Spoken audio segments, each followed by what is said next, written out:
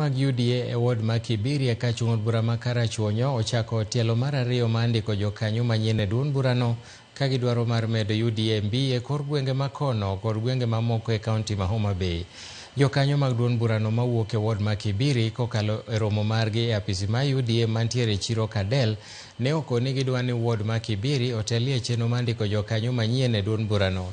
Jagoro mochung' ne tayo chenro mag UDA e kaunti ma Homa Bay Kennedy Ongati mano otelo ne romo ma kamano okoni gin kod chenro mar wuoth e wards 40 ma Homa Bay mar medo jiwo ndikruok mag jokanyo manyien mag duond burano.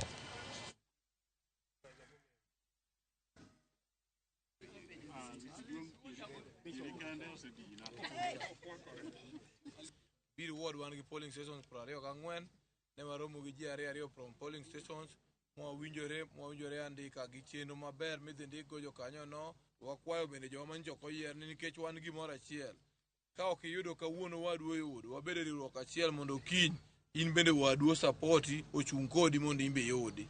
Koro wan kaka jo Kibiri wawuoyo dwol achiel ne wabiro wuotho kaka jochama mag UDA kendo wadhi timo andika mag jo UDA kuonde mwae. Waromo gi jo polling station wa e ward ma Kibiri awajiwogi kendo watemo keto gi bed gi mainu mondo wakel ji mang'eny donje chamo mar UDA.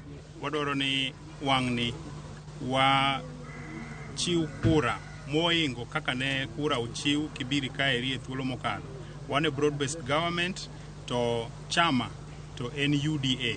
Koro wadwaro ni mondo UDA emobed chama marwa kaka jo Kibiri wadhi kode nyaka 2032. Agombo jowaduto man oko mar UDA mondo wariwre uru kanyakla mondo wachopuru chik maber marwa mar Raymond Omolo mantiere karwa kama chiegni. Sani wane sirikal kendo wane ma wane gi telo. Kik wawe